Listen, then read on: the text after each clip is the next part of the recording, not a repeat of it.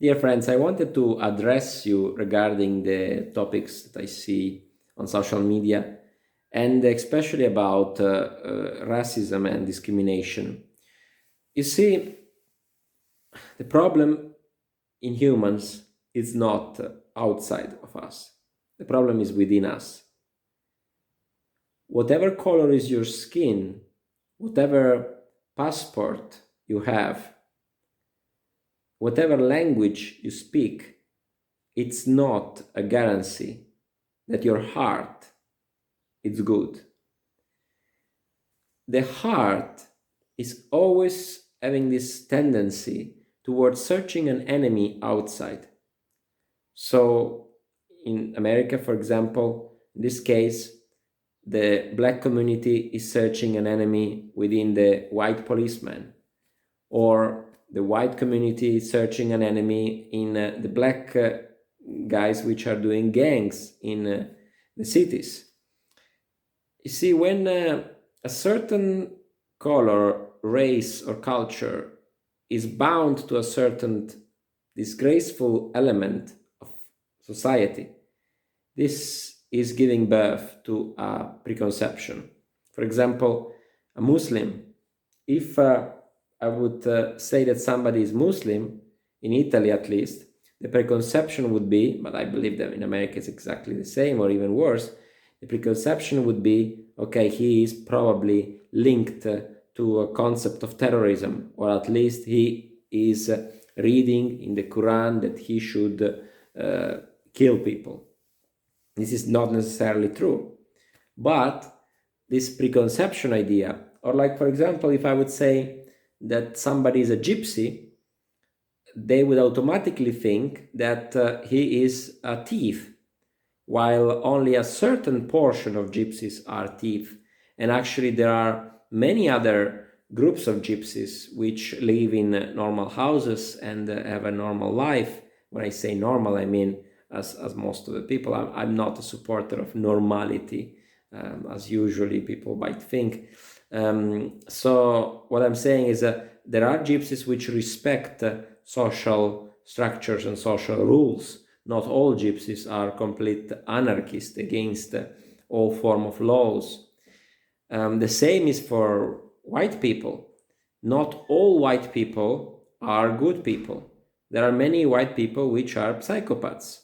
And if you look actually among the list of psychopaths, especially in the US, you would see that most psychopaths are white-skinned people. Yes, you could say the majority of people in the jail in the US are black, but that's because of gang activities, because of drug dealing or things like this, but that's not because of psychopaths or serial killers. This is a specialty of white people. So there are different cultures, different languages, and different experiences. When we are all born, we carry with us genes, we carry with us a language, which we pick up very rapidly, and we carry with us an environment. We are the mixture of these three elements. And it's natural for us to behave or to act in a certain way or to reason in a certain way due to our culture. We have also to remember, though, that the process of learning a new culture is never supposed to stop. It's not that if I grew up in one culture, that culture is the best. My task in life, it is to know other cultures, to know other people, and to learn how to mingle with them, how to deal with them, how to reason with them, how to find the positive things within each culture, so that I might become the melting pot of those cultures psychologically, and I might see the divine element that is within each culture. If we achieve this as humanity, we will be enormously blessed, and we would give to others that blessing as well. But if we would continue to think that one culture is better than another, or one race is better than another, or one nationality is better than another, I don't think we are going to advance psychologically. The same is in religions. When one religion thinks that is better than another, just due to the fact that they are holding that religion, then there is something wrong in that heart. I know people that are bound to their religious views because of their nationality. And this patriotism links so much with a religious patriotism, but if you would ask them questions about their religion, they have no idea how to explain to you, but they know that that one is the right. You see, this is like Catholicism in Italy.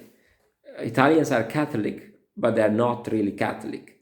So they say they're Catholic, but they don't even know Catholicism. I mean, they might know it from what their parents or grandparents are doing or the rituals, but they don't study what Catholicism is about. And they would not even dream the idea of changing their mind and being something else.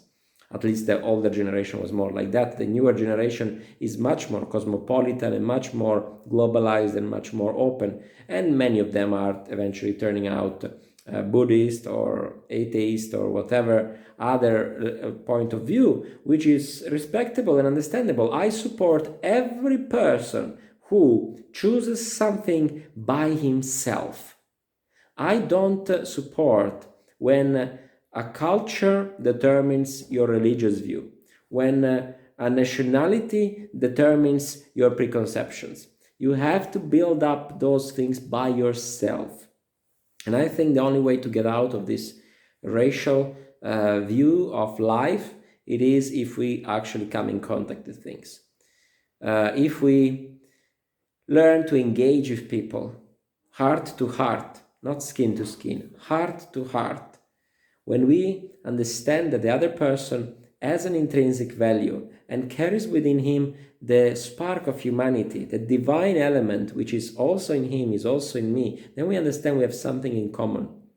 And then we can also enrich each other with the good things I can carry from my culture, the good things he can carry from his culture, and then we will find some common ground of working together. The same actually happens should happen in religious views, but it doesn't because of this issue of identity. True ecumenism, true exchange of perspectives should be led by a respect towards the other view. And when this is done, then I might present point A, you might present point B, and we can actually then discover that there is a point C that actually we both want to embrace, and that we agree, okay, probably this is better than even what I thought and what you thought. It's not about bringing B to A by convincing him or bringing A to B by convincing him, but I believe true ecumenism is about I bring my portion of what I found out about God, you bring your portion, and then we find together how they both views harmonize. If both views don't harmonize, one is not supposed to give up his ideas in exchange of the idea of somebody else, unless he is convinced by conscience. So do you understand what actually the difference is there? The same is in ecumenism, the same should be in politics, the same should be in social life, but unfortunately it is not so, because we as humans, we enjoy what our human nature is dictating to us, which is that we are gods, we are the center of the world, therefore my view is better than yours, therefore I am a better human than you. And this will lead us to self-destruction, morally, emotionally, and socially. And it's a sad scenario, because I think that we have been placed on this planet for a purpose, and we have been placed in front of scenarios which we cannot change. We cannot change the skin of all people in the world, and we cannot kill all people that are different from us. We are somehow forced by life to accept and to love despite differences. And it is through that element that we will learn how to respect also our divine origin, our common divine origin. And This can be done, I think, only through the acknowledgement of a divine entity. If you remove the acknowledgement of a divine entity or a common origin, what moral element you can build on the fact that one is not better than the other, or on the fact that one adapts better than the other, therefore the other is inferior, or one will adapt better, therefore will survive, the other one will not adapt quite well and therefore will be eventually extinguished. I don't believe in evolution, and I believe that evolution sometimes can lead us to this way of reasoning, the way of justifying evil for the sake of natural process. I believe that there are many things to learn from evil, especially the evils that happen without our choice. But the evil that happen with the choice of somebody or of a person, that's something which the person will pay directly. And the repercussion of that goes into all humanity.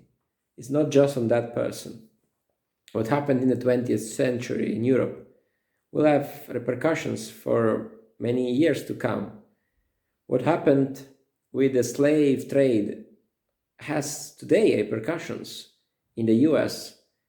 I mean, the fire for the revolts that are happening in the US, it's not just what happened to that man being pushed down on the ground by a white guy until he died, but it is by a set of things from the past. It is about the slave trade. It is about previous situations where white people were not supposed to travel in the bus together with black people.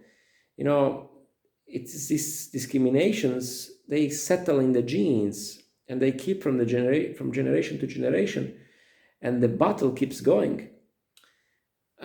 You see, there is an old battle that is fought in the Middle East, which is way older than terrorism, and way older than all the empires we know today. It is the battle between Ishmael and Isaac. Abraham had two kids, one with his wife, and his name was Isaac, and the other one with the servant of the wife. It was actually proposed by the wife because the wife didn't believe that she would get a child. So she said, I will help God. So the name of the second child was Ishmael. And Ishmael is the father of all Arabic people. We could say ideologically all Muslim people, or all people that are from the, let's say, darker color of skin, but they believe in the one God. And today you can see in the Middle East, in Israel and Palestine, you can see this war raging. It's not all the time with bullets, but it's all the time with minds and hearts. Ideologically, the battle is fought for millennia. And this is so sad. This is an example of how, if we don't overcome our racial ideas and we don't learn them to detach them from the heart, we will end up fighting for millennia. It's not something that is going to stop just by one revolt. If we don't learn to accept that there are people that think differently, and if we don't learn to respect people's opinions, there is no hope for the human race. It will be a constant battle. And if we don't learn that the true enemy is within us and not outside of us, the acquirement of peace is not into eliminating an enemy outside. The acquirement of peace, it is achieved by eliminating the enemy within you.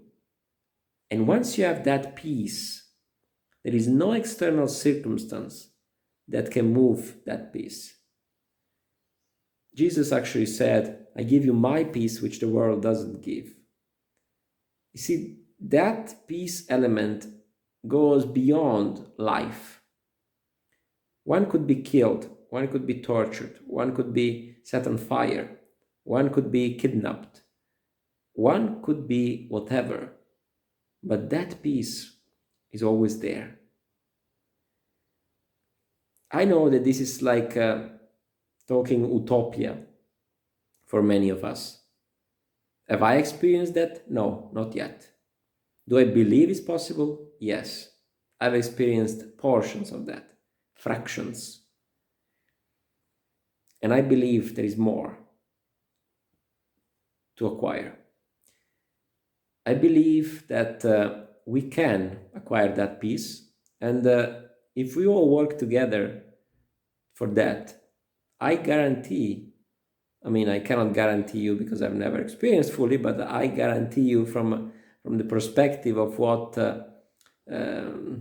is the ideal of humanity and how I see examples of how it works in the microcosmos. I believe it works also in the macrocosmos. So I think that we will be able to eradicate these racial differences and denominational differences, ideological differences. And when I say differences in the sense of conflictual differences, because differences are there, but they should be useful for acquiring a common goal. They should not be something that actually diverts you from a better achievement. Differences should be a tool to go forward in life, not a tool to clash. Ideological, cultural, religious, all these things. So my encouragement it is that we might think deeper than just a matter of racist against anti-racist, but to look inside and to find the true enemy and not the enemy outside. And by this, I don't want to endorse neither one side nor the other. I know that there are cultural problems. I know that there are social issues. And both sides, they feel their rights. But I know that both have a same nature. And if they both work to uplift the good within that nature and to eliminate the evil, all things can be done better.